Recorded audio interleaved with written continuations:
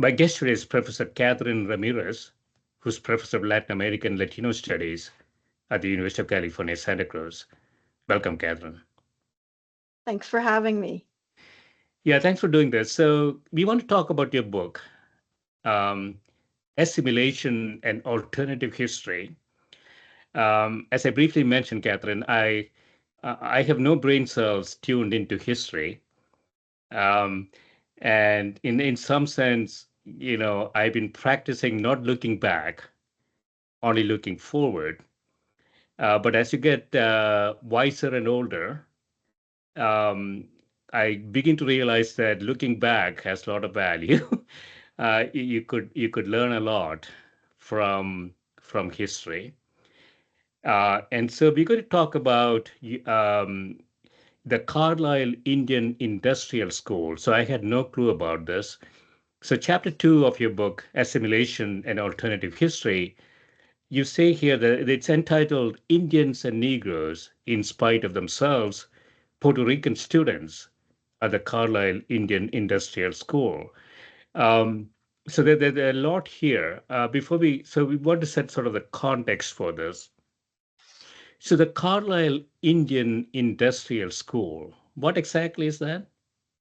The Carlisle Indian Industrial School was the first off-reservation co-educational boarding school for Native American youth.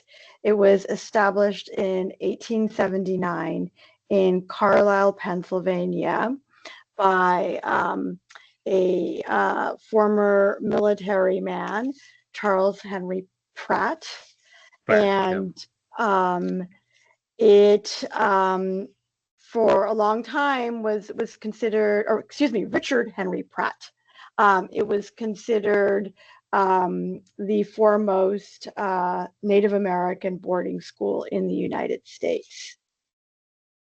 So Native American boarding school. So there was an objective to this boarding school. Um, if I understand, I don't know much about this, Catherine. So if I understand this correctly, the folks who came over to the U.S. maybe 300 years ago, 400 years ago, they had a concept of what Americans should be. Um, and they found, sort of different type of people. And they've been here for 100,000, 200,000, perhaps a million years. We don't know. And they had their own life. And so the foreigners at that time, we call them that, wanted to say, let's make them like us, right? So that was sort of the intent. That was subjective.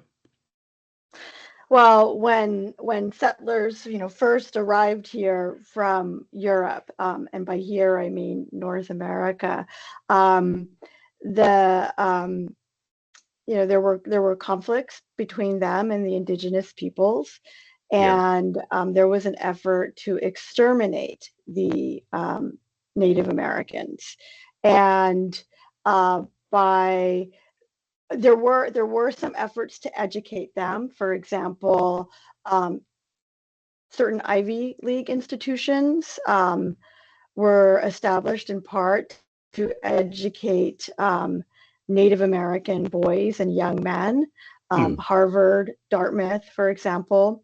Um, but when Native Americans seem to when they were regarded as less threatening, Mm. more contained. This is when many of the boarding schools were established, like Carlisle, and the effort was to civilize them. And this Mm. was the term that Pratt used. He also created a word called citizenize. Yeah. Native Americans, for the most part, were not citizens of the United States, not until 1924, with the passage of the Snyder Act. Mm. And yeah, so these schools were created to mold Native American youth into uh, docile and subordinate mm, Americans. They were trained, for example, the young women and girls were trained to do domestic work. The young men were trained to farm, to work mm, in agriculture. I mean, to work in factories as well. Um, but yeah, they were in 21st century in a 21st century parlance, we would say they were tracked. They were academically tracked into mm, these more vocational occupations.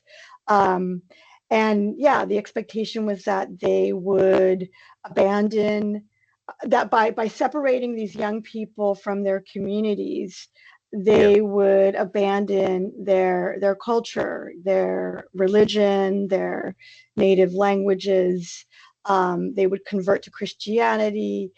They Mm, had their hair cut.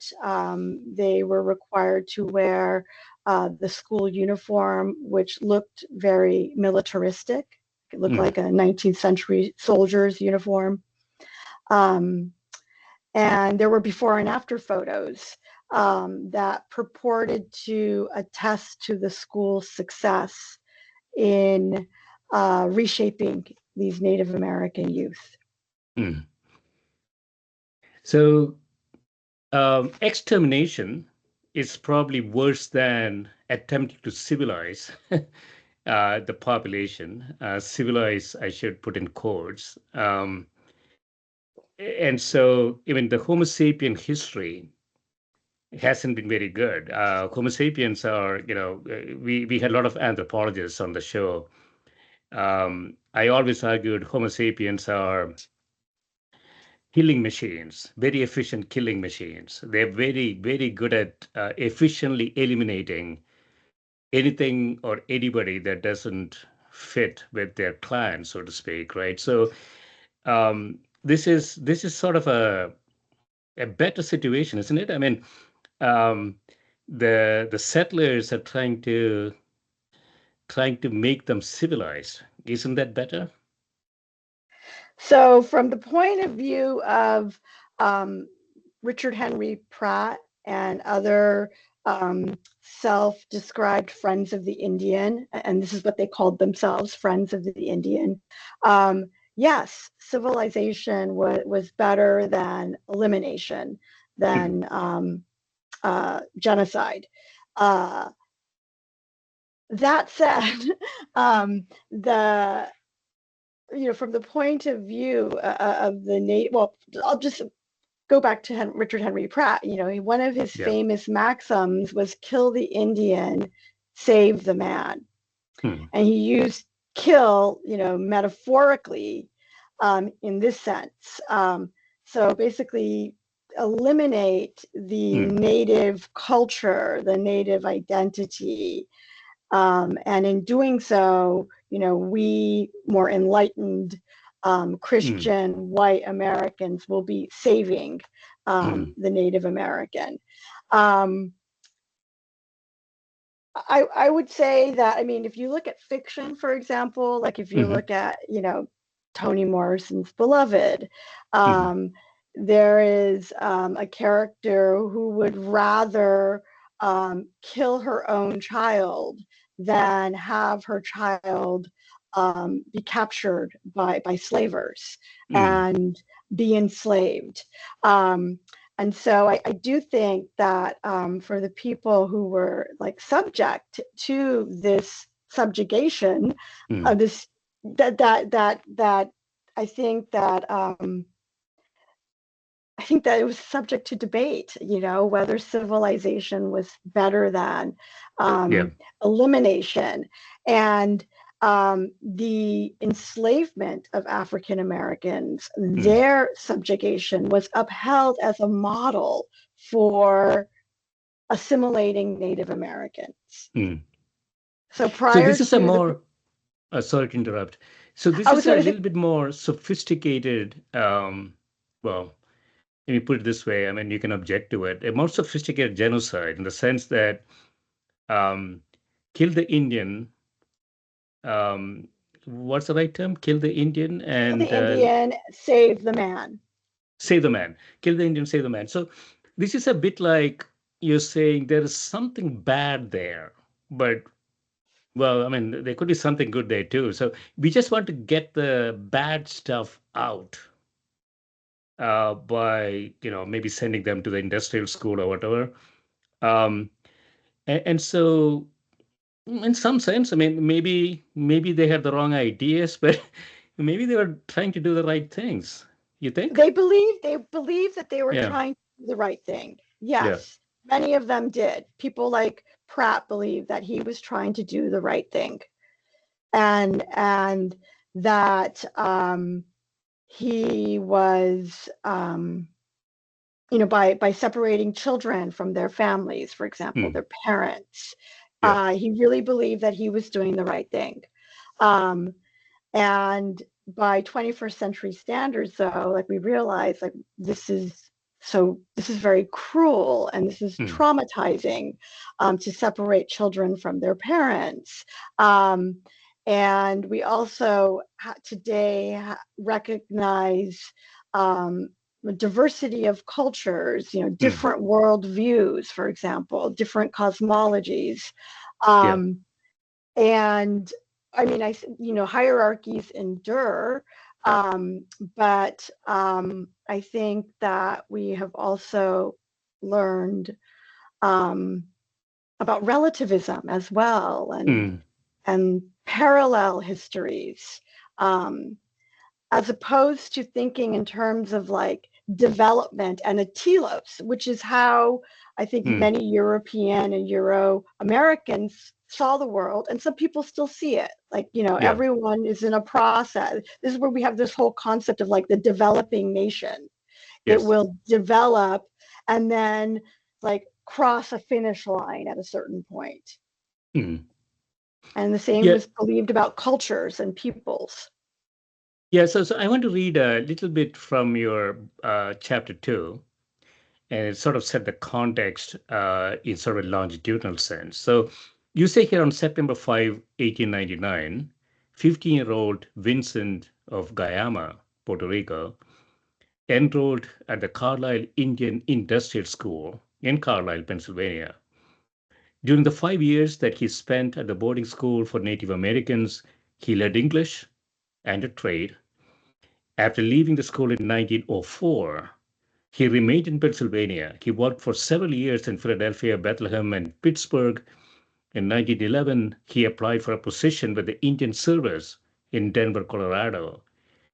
So, in letter to him, the supervisor of Indian employment in Denver and a Carlisle alumnus, and no less, Moses Friedman identified him as a machinist and a concrete finisher.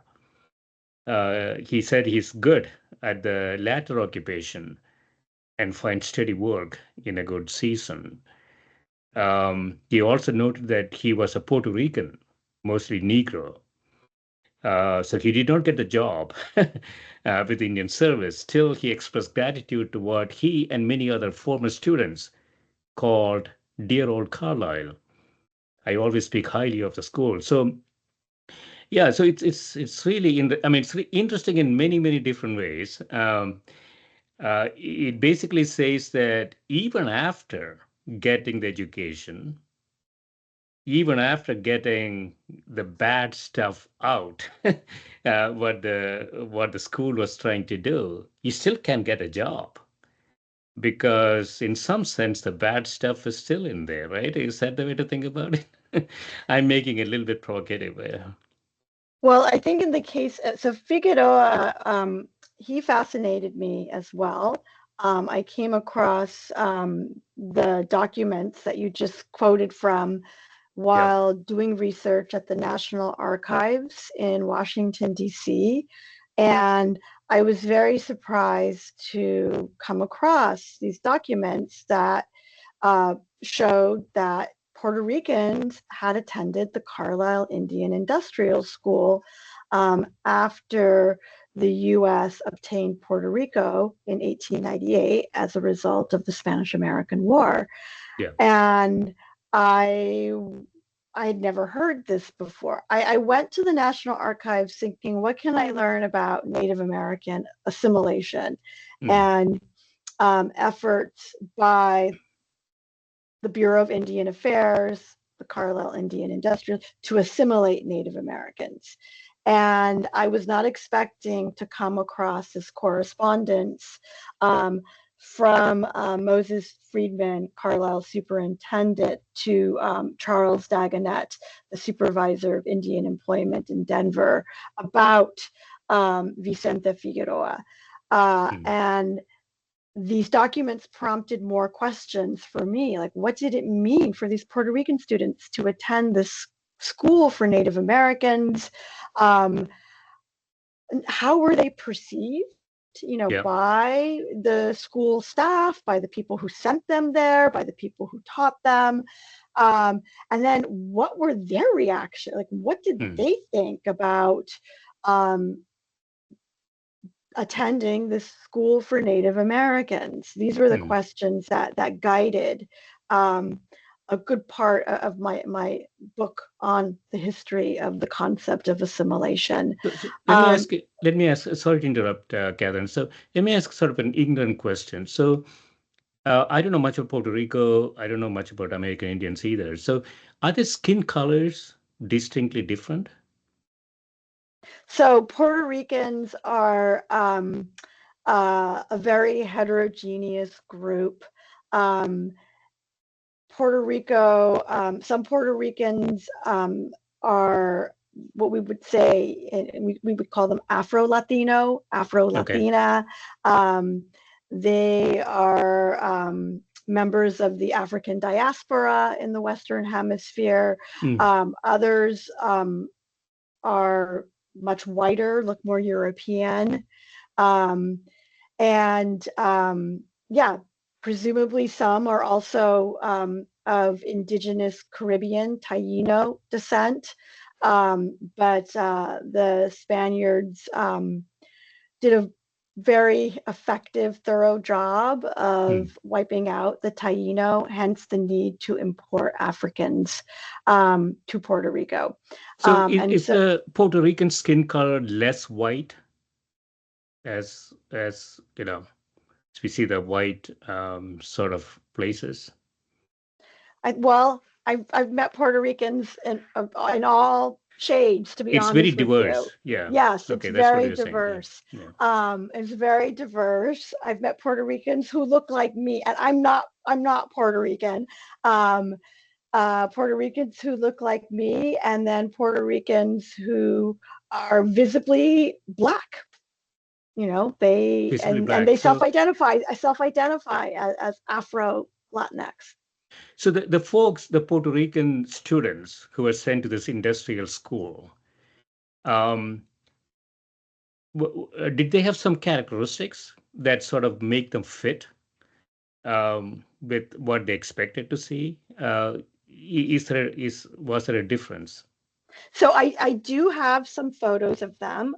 I Yeah. included only a group photo on page 30 of my book.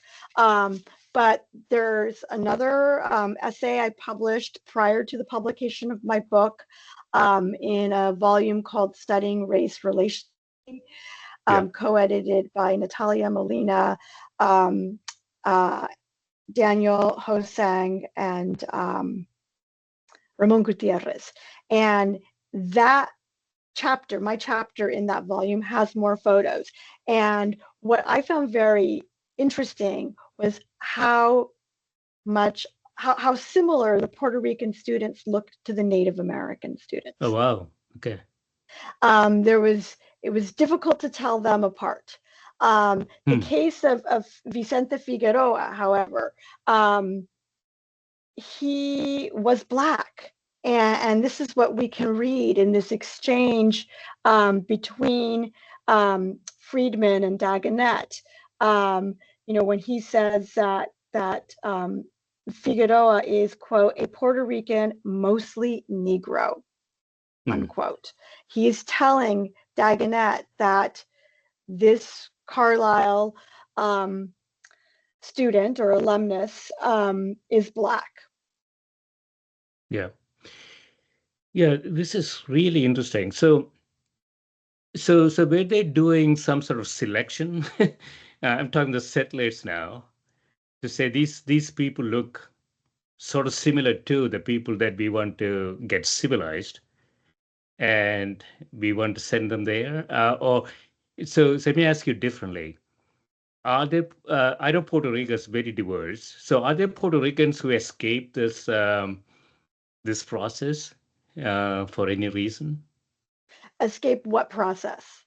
The process of sending them to be educated or civilized with the American Indians. Yeah. So many of the students, there were only about 60 Puerto Ricans who attended Hmm. Carlisle. So it's Um, very small population. Yeah. and many of them were elite. They were from elite families. Okay. And this was a strategy by the Americans. So when um, uh, agents from Carlisle uh, brought new Native American pupils to Carlisle, they often targeted, for example, the tribal chief's children. Hmm. Because if the chief's children went to Carlisle, then other members of the tribe would follow suit. That's very smart. And yes, and so it's similar in Puerto Rico. Um, so some of the, not all, but some of the students came from elite families, Hmm. and they believed that they were going to go to school in America. I mean, and they did. They went to school in Pennsylvania. Yeah. But if you read their correspondence, um, many of them were shocked. They were horrified to have been put into the same category as Hmm. Native Americans, who they saw as uncivilized, as barbarians. Hmm. So this is a psychological experiment, in many ways.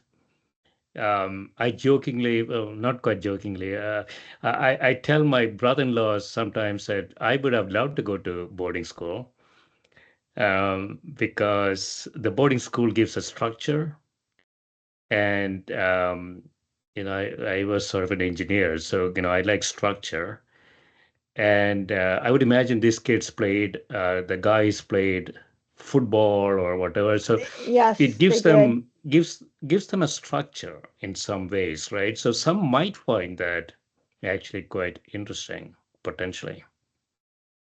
Um, well, it's it's hard to say. We can project, we can imagine, Yeah. we can speculate, but at the end of the day, all we have to rely on is a fragmented record, Hmm. an incomplete paper trail. Yeah. And as someone who works in the humanities, this is my evidence. So in Latin American and Latino studies, I work with a number of students from different disciplines. Um, and I really love asking my students, like, what counts as evidence in computer science, for example? What counts as evidence in biology, Hmm. in economics, um, in the fields in which I work. I rely heavily on um, the archive, and Yeah. and again, it's always incomplete, and most archives were created by the victors, Hmm. and so this is why I was, using documents that had been stored, kept and maintained by the Bureau of Indian Affairs, and the National Archives. And yeah, we don't know if students really like. I mean, one would have to pore through the documents. Hmm. Um, but the records from the Puerto Ricans, like they indicated that they were very unhappy there. At least the ones who wrote about it, Hmm. and whose records ended up in at the National Archives. Yeah, they one of them, Osuna, went on to become, I think, like the equivalent of the Secretary of Education in Puerto Hmm. Rico. Yeah. And yeah, he had horrible memories of his time at Carlisle. Yeah, it He seems like wasn't, nobody liked the experience. And if I understand this correctly, Catherine, a lot of the kids died there, yes, and yes, we don't really have records of who died and who did not, right? So that's also a problem. yes. And this is something that's come to light in more recent years in the US and Canada. Hmm. You know, these graveyards, yeah, with children's bones. Yeah, and that is, I think, the tragedy, the separation of these children, you know, from their loved ones, um, and then dying, you know, like away from family. Yeah. Um, yes, So you say here Carlyle's founder, Richard Henry Pratt, you talked about him. One such individual. So, as he put it, the school's goal was to civilize, assimilate, and citizenize Native American youth by removing them from their homes and families. In its 39 years, approximately 8,000 students passed through Carlisle. So that's a big number. In addition to learning English, if they did not already know it, and basic academic skills, students received vocational training and participated in the school's outing program, a hallmark of its curriculum. So, yeah, so I mean, obviously, I cannot rewind time to really look at how these kids, how they felt. I mean, they were removed from their families, taken to some long distance place, and then they cannot go back to their families. Did they communicate with their families? I saw a no, letter. no. No, There were attempts to there were actually restrictions on communication as yeah. well. Um, and restrictions on visits, for example, from, you know, by family. Um, So the logic there was to say we have to train them and we have to get out all the stuff, all the historical stuff these kids are carrying. We have to make them learn English, behave like Englishmen and English women, and so that was a goal. So I would imagine communication would have been discouraged because communication is sort of a noise that you don't want to happen. yes, yeah, and it's a way of looking back. It's a reminder of what you were supposed to have left behind. I think the other important um, part of the story to keep in mind is that the students weren't just told, oh, you need to speak English now. Yeah. You need to wear these clothes and not those clothes. Um, the lesson was also that those clothes, meaning like the traditional dress, that they were inferior, that the native tongue was inferior, that the indigenous Hmm. cosmology, worldview was inferior. The And I culture, think, the culture is yes, inferior. So yeah, yes, yeah. yes. And that you are here to serve white people.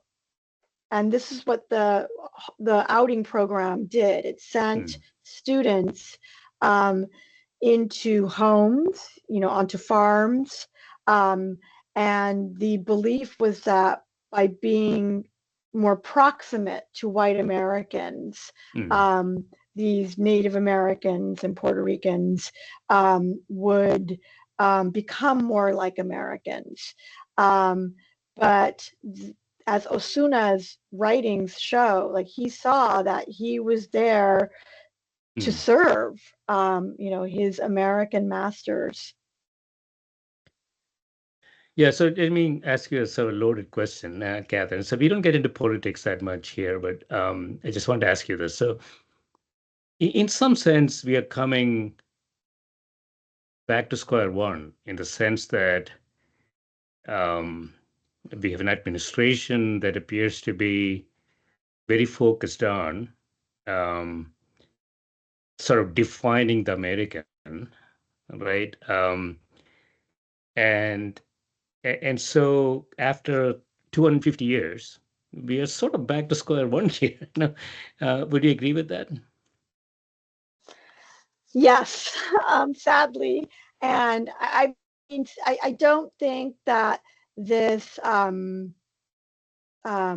impetus um, to remove, people considered inferior ever disappeared. I think it's been more contained, um, more controlled in the past. But yes, we are witnessing once again the separation of children from their families, from their parents.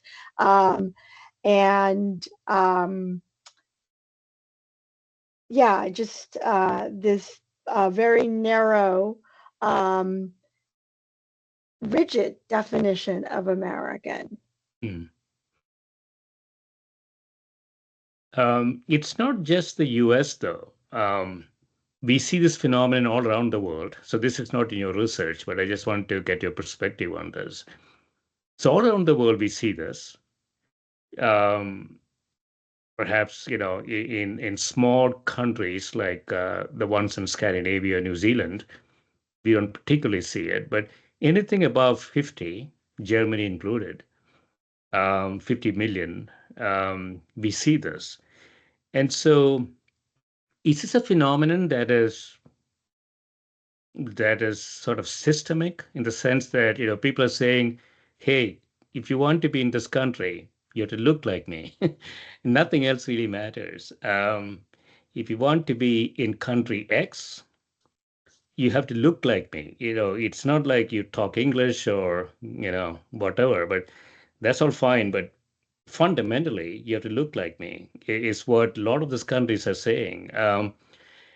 Which is in some sense is worse than where we started, isn't it?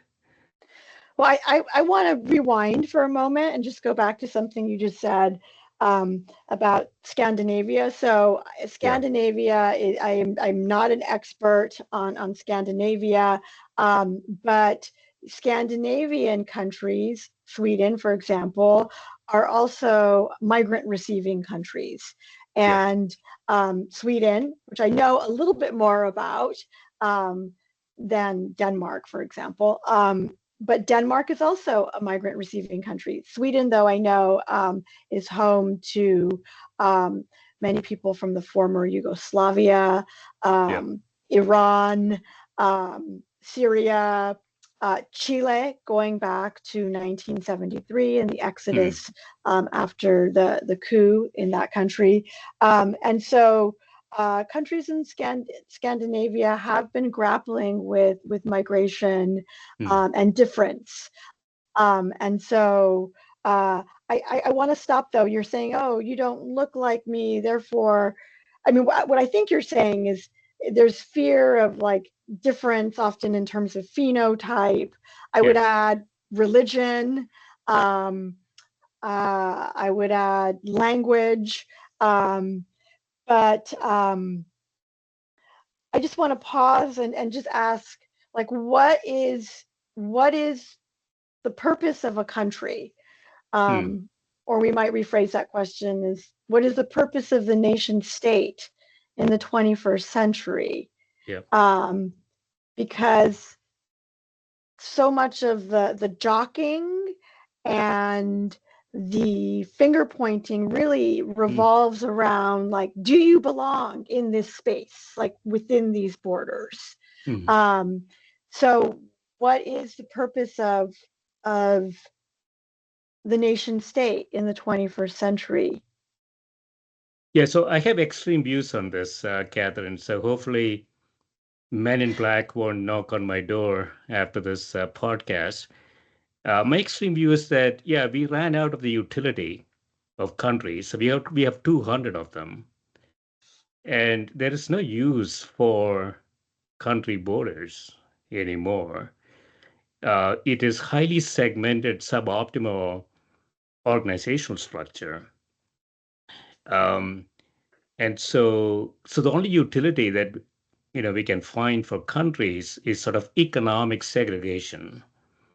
I mean, that's a reasonable thing. Um, but then economics is not permanent, right? So at the end of the day, to make this problem much more interesting, we thought so we got 8 billion people now.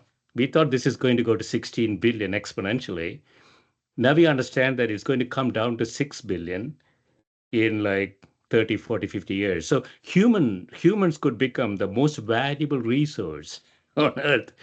Most policymakers don't have any clue about this, right?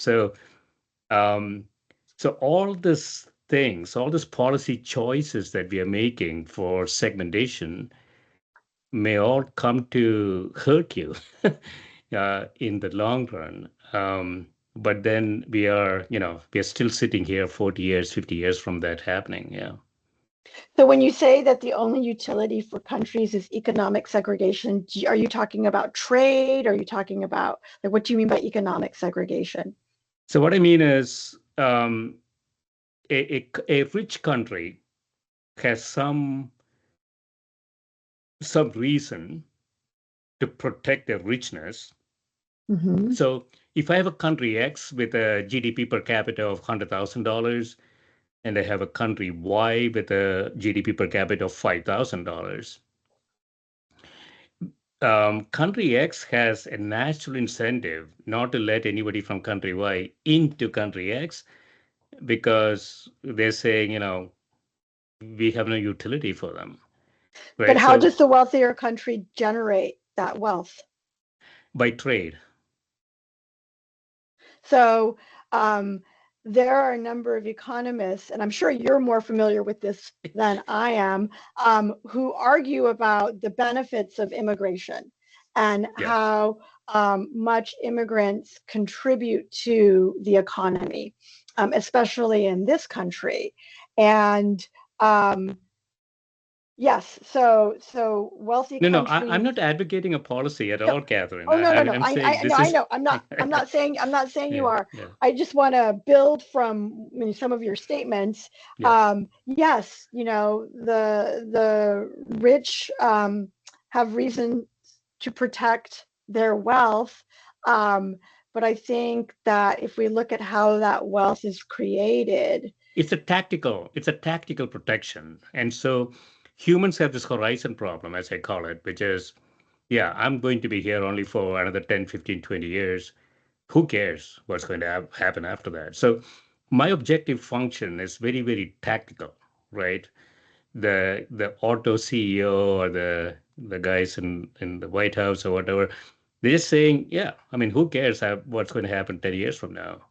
Um, and so their policy choices are very, very tactical, and yeah, that's what we see. And that is rational. It's yeah, rational in many ways. Yeah. yeah. It's called a smash and grab. So like looting, like there's mayhem. I have the opportunity to smash the window and grab. It's a smash and grab.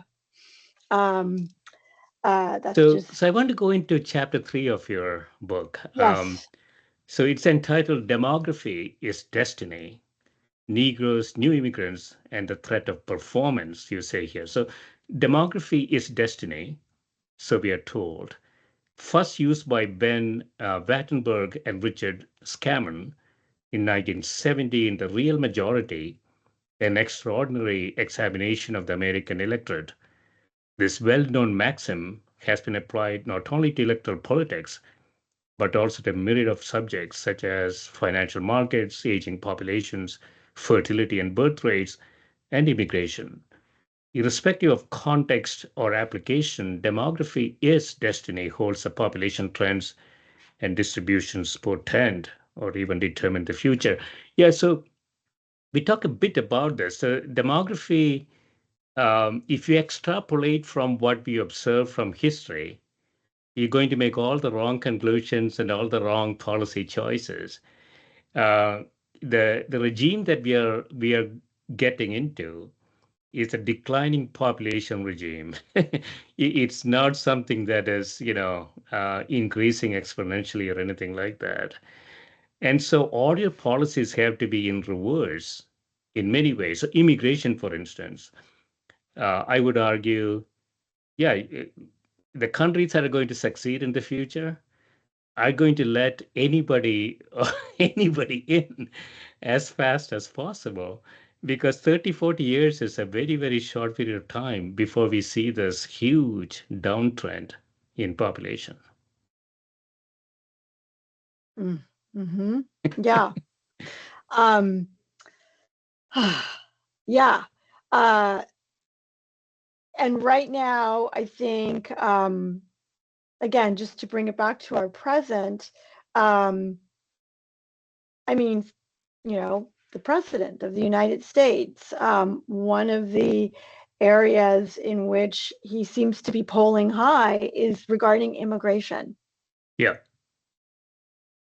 So, despite the denial of due process, um, the flagrant disregard for basic rights and the power and authority of uh, judges. Yeah. Yeah, but people are, um, again, going back to what you just said, the horizon problem. I like that. I like that metaphor. Mm. Um, they see, I think, immigrants as a scapegoat, and an easy solution is simply to get rid of them. Yeah. Um, but yes, you are. I think you're correct to note that. I mean, you can look at a country like Japan, for example. Mm. With very little formal immigration. Yeah. Um, They're and changing now, though. They're changing yes, now. yes, Yeah. out of necessity. Yes. Yes. Um, because they have a graying population and a very low birth rate. Like a Yeah. lot of women there just aren't having babies, or they aren't having many babies. Um, when I wrote this chapter, Demography is Destiny, Negroes, New Immigrants, and the Threat of Permanence, I was intrigued by the idea at the founding of this country that Black people would be temporary. Mm. That as long as we have slavery, okay, we need them, but once slavery comes to an end, there will be no need for them any longer. Um, Similarly, with the Bracero program, this Mm. agreement between the United States and Mexico from 1942 until 1964, Mm. this was an agreement that allowed for workers to be imported from Mexico, adult male workers, and they worked in agriculture, forestry, and then to a more limited extent, the railroad. But this idea was they would be temporary, Yeah. and look what happened. um, so yeah, African Americans are still here, and the descendants of braceros are here, and the migration patterns were put into place, and um, they hardened, Yeah. and yeah, so this chapter, though, starts off by looking at this belief, this hope, by some Americans, including Thomas Jefferson, Mm. that Black people would be temporary, and that the United States would be a white republic. Um, and then I end by looking at the ongoing temporariness Hmm. of um, participants in deferred action for childhood arrivals. And this was an executive order put forward by Barack Obama in 2012 that was supposed to lead to, it was supposed to be a stepping stone to the DREAM Act. It was supposed to lead to significant immigration reform and the regularization, Hmm. of some 11, 12 million undocumented people. And of course, here we are still um, with Yeah, so this. you say here, Catherine, you say exploring the vital and widely overlooked role African Americans have played in understandings of assimilation in the United States. This chapter contemplates the real and imagined connections between demography and destiny, that's between assimilation and futurity. Um, and so it's very difficult to look at this in sort of small time windows, right? So this is a problem that has been going on for a long time. And the more interesting sort of analytical question is, are we improving? Not exactly sure, but uh, if you're improving, then we can, in a sort of jumpstart that to a better world and a better position. But the data is too noisy for me to even even think about it. So where do you stand on this? So I think the question for me would be, well, what is meant by improving? Yeah. Um, from the point of view of a xenophobe, um, right now, yes, we are improving because Donald Trump and Stephen Miller are prevailing in rounding people up and deporting them or detaining them, um, in preventing them from coming back here, even if they have been um, deported and imprisoned in El Salvador, for example, incorrectly, um, um, as a kind of administrative error in the Mm, case of, for example, Kilmar Abrego Garcia. mm. Um, so for those people, yes, they would say we're improving. But I guess, where do I stand? I mean, history, his, the I think history is a series of ebbs and flows, Yeah. and we are, depending on perspective, in an ebb or a flow. Um, this is a scary moment, Mm, for the United States. Um, the yeah. denial of due process to one is a denial of due process for all, because who's to Yeah. So say, like, they come yeah. for you or me next, like, no, no, no, I'm not an immigrant, I was born here. Yeah, yeah, yeah, get in the van. So this is very, very frightening, I think, for many of us. Yeah, it's frightening for a lot of people. So you say here, Black No More is an early example of Afrofuturism, speculative fiction by and about Afro-diasporic peoples that grapples with questions regarding the relationship of Black people to science, technology, humanity, and the future. Um, so I'm not I'm not Black in the sense of African American, but I came here 40 years ago, and I have to say I haven't really thought about discrimination or any of that stuff till 2016. So 2016 was a watershed moment Mm-hmm. for the country. Mm-hmm. Even for recent immigrants, as you say here, there was a watershed moment. Said, what did we sign up for? Question has arrived for a lot of people, right? And it continues now. So it's it's a discontinuity. That's how I think about it. Yeah. Well, I think what you're also describing is how social forces, institutions shape us, Yeah. our individual experience. I mean, my own mother, she's from Mexico, and she was very like socially conservative, very Mm, pious Catholic, um, and a light-skinned Mexican, someone who could pass as Anglo or white. mm, Um, she did have an accent, mm. which sort of gave her away. Um, but in 1994, with Yeah. the passage of Proposition 187 in California, Mm, this was an initiative that called for denying undocumented migrants and their children, mm, irrespective of the children's place of birth or citizenship, mm. um, public education Yeah. and access to healthcare.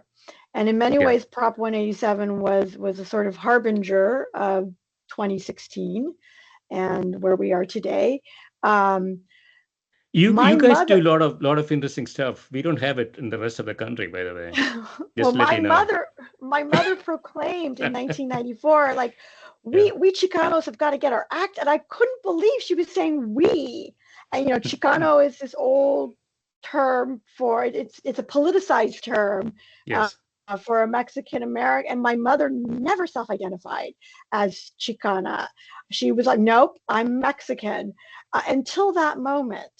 Yeah. And it definitely, it catalyzed her, this ballot initiative, and the fact that the majority of California voters voted Mm, for it, approved of it. And so, yeah, we are definitely, it's sort of ironic. I mean, same thing with mm. Carlisle. Like, Carlisle wanted to eliminate the Indian and these children, but by being brought together, Yeah. these children saw themselves in relation to one another as well as in relation to their experience. And this is where we see like a birthplace of pan-Indianism, like this collective idea, like we're all Indian, Yeah. we're all Native American, not Yes. just Arapaho or Yeah, it's like exorcism, right? It's like there's something bad in there. I need to get that out. But after that, the man survives, just the Indian dies, right? So I think, I don't know. I mean, they might have been misled by science then. I don't know. But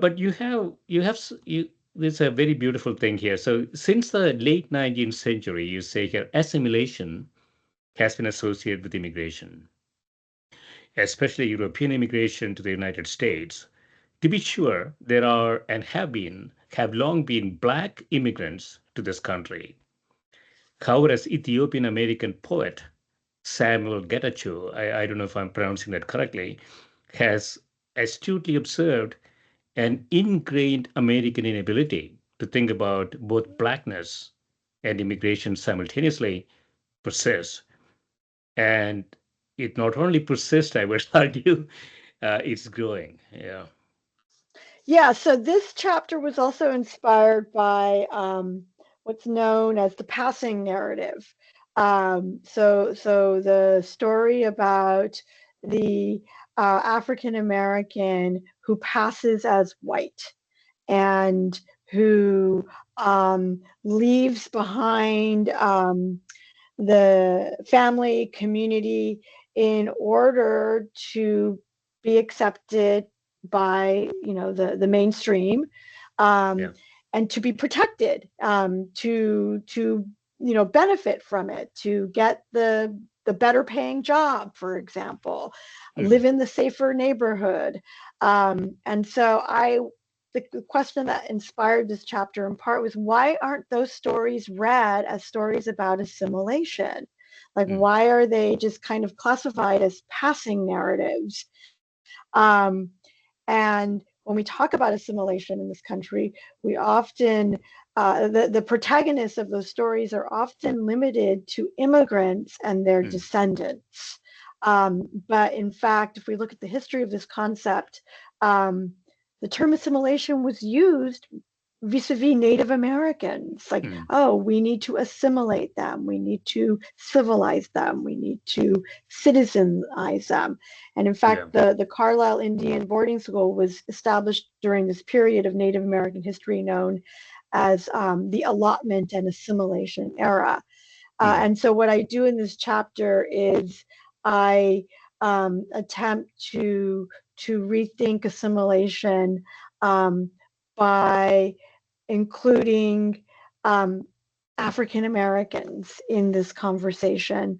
And one way I do so is by reading George Schuyler's bizarre, but in my opinion, amazing 1931 novel, Black No More. And it's a science fiction novel about a machine that turns Black people white. Yeah, that'd be a good machine, actually. So you have something else here that's I find very interesting, Catherine. So we're running out of time, but I want to read this. So, efforts to bar certain groups from the category American extend back to this nation's founding. As noted previously, African Americans and Native Americans were not envisioned as legitimate parts of the polity or even as permanent members of society during Jefferson's lifetime. So there's sort of a foundational structural question here, which is the country was founded without these people. It sounds to me, and now 250 years later, we find them. We find African Americans, we find brown people, and all sorts of people, yellow people. They were not part of the founding. So maybe that is how Americans think about them. I don't know. I'm making a grand statement here, Catherine. It's a little bit pushing into sort of a grand policy question. So I will push back against what you just stated. Yes, they were a part of the founding. Native Americans and the people we call African Americans today. We know that the first African slaves were brought to colonial North America in 1619.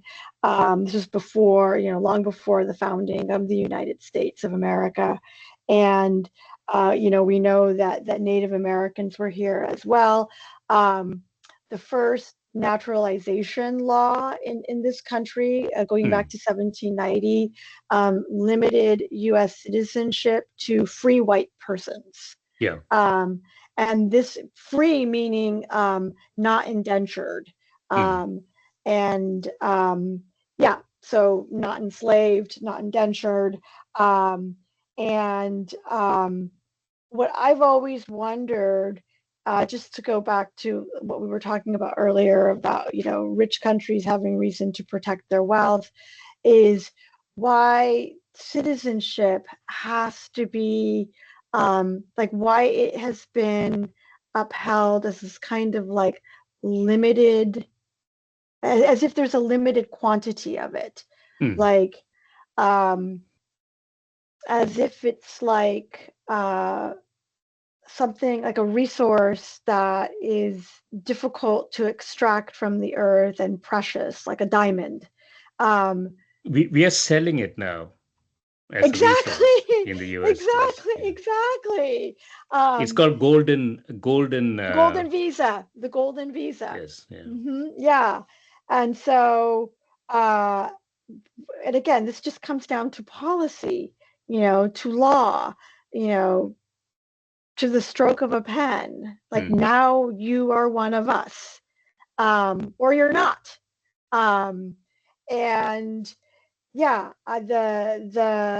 The fight over citizenship is what has always baffled me as well. Like the struggle over it, as if it can't be expanded. Yeah. So another part of your chapter 3 here, new denizens, new slogans. You say here, despite assertions that multiculturalism had killed and would kill assimilation in the second half of the 20th century, the term continues to circulate in academia, policy circles, and the mainstream media, especially in debates and the so-called Hispanic and Islamic challenges. Um, so yeah, so I can I can sort of think about this, uh, Catherine, in multiple ways. So I can think about the U.S. I can also think about India. We didn't talk a lot about that, but it's sort of a mirror reflection in a different way. Um, and so it has like 27 or 28 different states. Every state thinks they're so much different from everybody else. They all have the same skin color, which is sort of a curious phenomenon. But they believe they are all very, very different. And so, and it's a democracy, well, sort of. uh, so it is the multiculturalism thing. We haven't had a lot of luck with it, right? I mean, so I don't know if Sweden or Norway or and others are actually multicultural. Is it a scale problem? I mean, it seems like everything above 100 million sort of breaks down at some point. Yeah. I think what you're saying is very provocative. I think what you're asking, correct me if I'm wrong, um, uh, is it possible for a very populous country, to have to be a democracy? Yeah. Um, what are the options? I mean, Yeah. We are pursuing an option totalitarianism. now, which we will Yeah, see yeah. what I would happens. Yeah. also say, like you said, oh, we haven't had much luck. Um, I mean, this is certainly an imperfect union, um, Mm, but yeah, I would say, I mean, I think it depends on how we define success, like, what the metrics, what the benchmarks are. mm, Um, if we were to look at something like gun violence, then no, mm, this is an mm. abysmal failure. Yeah. Um, but if we were to look at, I don't know, like the flourishing of the arts, um, Mm. we might have a different perspective. Yeah. So I'll think about it sort of a two-dimensional axis. So on one axis, I have policy. On the other axis, I have, I don't know what to call it. It's like this person doesn't look like me problem. Difference. Um, and so in a democracy, if the concentrations in this axis is toward the the bottom left, sorry, the top left of this spectrum, democracy will have to die because it just doesn't. I mean, it's not about policy. It's about the dominance of one axis in this question. So I think that's what we are seeing in large countries. Anything that's Mm-hmm. about 300 million or anything that's about 80, 90 million, that's what we are seeing, I think. Which has, one could argue once you get there, wherever you are trying to get to, there is no going back, actually. It is sort of a one-way street. And so I don't want to end up with a pessimistic view here, but that's reality, I think. I think it's okay to be pessimistic right now. Um, I don't like to end things on a happy note simply for the sake of ending Hmm. things on a happy note. I think we have good reason to be pessimistic in this moment. My Yeah. hope, and I'm using the word hope, is that this is temporary. Yeah. Um, and that things get better. Yeah, so I just want to sort of put an emphasis on this. So this is not just a U.S. problem. So most of my audience are from the U.S., but people from outside the U.S. also.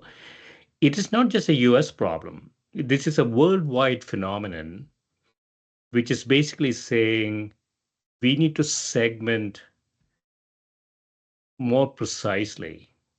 So we have 200 countries around the world, and that segmentation scheme is not, well, the segmentation scheme might work, but we need to cleanse the 200 countries. So we didn't talk about ethnic cleansing um, in the Indian school Mm-hmm. problem. But in some sense, that's what people are, trying to get to, I think.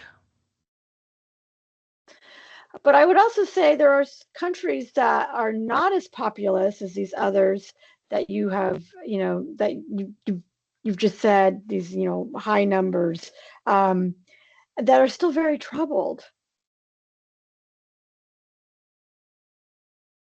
Oh, you mean the countries are troubled? Yes, despite having like a relatively low number of people. Yeah. Oh, yeah. So even the small countries you're saying Yes, have yes. problems too. Yeah. Which I guess just Yeah. leaves me So feeling a bit yeah. more pessimistic. So it might be just a humanity sort of worldwide humanity problem. So it's not a scale problem you're arguing. Yeah.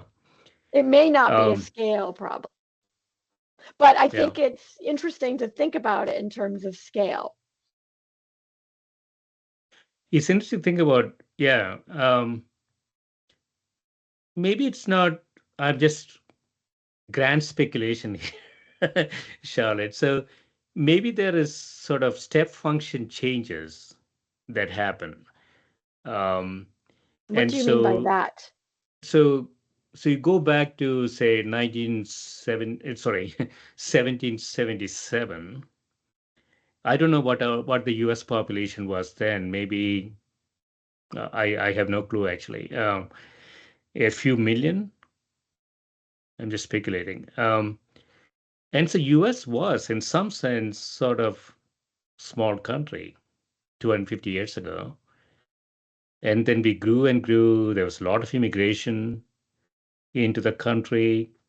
The original people, quote unquote, are saying, I don't even recognize myself here. I came from Italy, and in Chicago or New York, there were only Italians then. So now I see all sorts of people. That is not my thing. And so, yeah, I still strongly believe there's a scale problem here. That there's no solution to it, I think. I would add to I looked up the population of the U.S. Yeah, in according to AI on Google in yeah. 1790. The first U.S. Census recorded a population of Oh, wow. 3,929,214 residents. Yes, 4 Now, million people. Yeah, yes, so around 4 million. But yeah, I would say what's also important to keep in mind, in addition to scale, is history. So think about yeah. the U.S. in 1790. Um, the project of Indian removal was alive and well. Mm, This was a growing country, and again, I think many of our problems, including the gun violence that we mm. face to this day, stem from our very violent history. Yeah, A so this founding was, based on displacement, yeah, genocide. One of the driving forces, though, of settler colonialism is, and these aren't my ideas, these are the ideas of a scholar named Patrick Wolf, is the removal of the native. yeah. Um, Absolutely, because the resource is land. Mm, okay. Um, and in the case of importing Africans they were needed for their labor. Yeah. And this is the distinction that he draws between Native Americans, indigenous peoples in the Americas, and then Hmm. Africans and their descendants. Um, and So what was the difference? um, Sorry to interrupt, Catherine. So I just want to. So what was the difference between American Indians and Africans in that sense? I mean, they're both it, able-bodied men, right? Well, the Native Americans, many of them died because of disease, for example, because Hmm. they lived apart. They didn't have like the domesticated animals Hmm. that the old world had.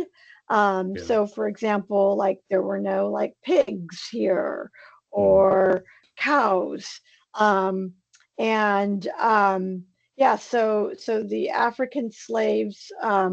The enslaved Africans, had many of the immunities that were Hmm. needed just to Oh, survive. okay. I Um, see. but again, going back to what you're saying about like, what's rational? Like, well, the land was considered valuable, so yeah, it's rational to clear it, of Hmm. its original inhabitants. And again, going back to 1790, this was prior to like the Louisiana Purchase, for example. So Yeah. the U.S. was in the process of like amassing, just acquiring more territory that Hmm. eventually would go, all the way to Hawaii, Puerto Rico, and then Hawaii. Um, so uh, yeah, I can't remember what I was about to say right now. Mm. So yeah, so I mean, it goes to sort of diversity question too. So um, if I were to try to put a country together, maybe I want to reduce the noise in that country. Noise may not be the right term. Maybe I want to be more uniform. Perhaps I'm just speculating here, and um, and then the policy choices I pursue more tactically is to make the country more uniform.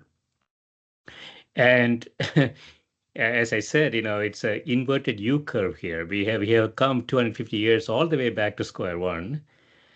The great institutions of this country, Yale University, University of Pennsylvania, are graduating great people, and they all seem to have learned ignorance. Learning ignorance is very difficult, actually.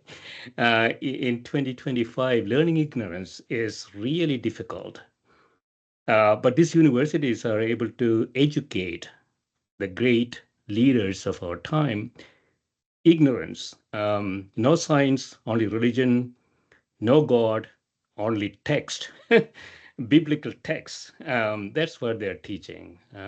It's sort of problematic, and so I don't think there is no way out of here, Catherine. But what you're I'm saying, sorry but to what you're say, yeah, saying about yeah, a country like that's uniform, homogeneous, the U.S. was never homogeneous. Like you had this encounter, if you look at the Northeast, yeah. um, as opposed to New Mexico, but you had this encounter. Okay, we can bring in New Mexico, basically Europeans and um, indigenous inhabitants, and then enslaved Africans were added to the, and there's no putting the genie back in the bottle, which is why we have to figure our way out. We have to Yeah. figure out what to do about, because there's no saying, okay, now let's take a step back and have a uniform, homogeneous and presumably peaceful country, um, because of the homogeneity. And so let's get rid of these people, even if we have to do so violently or in violation of our own laws. No, this is a huge problem. And I think we actually, as hokey as it sounds, we need to figure out how to get along, because I don't think there's any going back. There's Yeah, so we could talk about this forever, Catherine. So before I get myself more depressed and get you depressed, let's uh, let's just look forward. Maybe things will improve. Well, thank you for this invitation. And again, I am a great admirer of your curiosity and your openness. Thanks. Thank you. Thanks for spending time with me. All right. You have a wonderful weekend. Thank you. Bye.